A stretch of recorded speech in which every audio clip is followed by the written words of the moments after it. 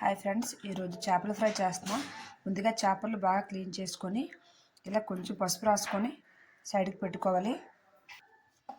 ఒక ప్లేట్ తీసుకొని అందులో 2 స్పూన్ల కారం,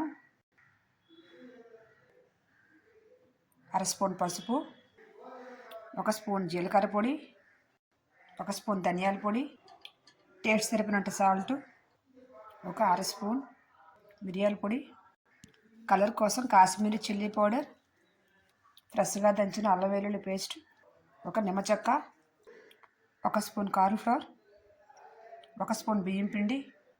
వీటన్నిటిని బాగా కలపాలి. చిక్కగా ఉంటూ కొంచెం అందులో వాటర్ యాడ్ చేసుకోవచ్చు.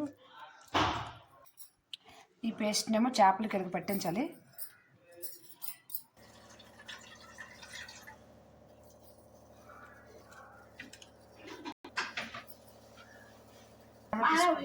ముక్కలన్నిటికి బాగా మసాలా పట్టించేసిన తర్వాత నేను మూత పెట్టేసుకొని ఫ్రిడ్జ్లో ఒక 1 అవర్ పెట్టుకొని ఉంచుకోవాలి. ఒక అరగంట ముందే ముక్కలు తీసుకొని ఉంచుకోవాలి.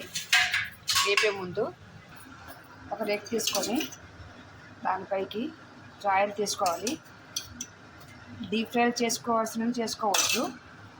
నేనైతే పెనం పైన కాల్ చేస్తాను.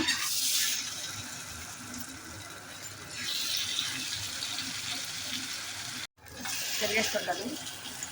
ఈ చేప ముక్కలు మనకి ఎన్ని రోజులు నిల్వ ఉంటాయి. ఆ బాక్స్లో వేసి డీప్ ఫ్రిడ్జ్లో పెట్టుకొని ఇప్పుడు కాళ్ళు తీసుకొని వేపుకోవచ్చు. ఇలా ఎండలన్నీ ఉంటాయి. నేనైతే డీప్ ఫ్రై చేయకుండా పెనం మీద కాల్చుకుంటున్నాను. నూనెలో వేసి డీప్ ఫ్రై చేసుకున్నా కూడా చాలా బాగుంటుంది. ఇప్పుడు బాగా వేగిపోయాయి కదా, వీటిని ఒక సర్వింగ్ బౌల్లో తీసుకోవాలి.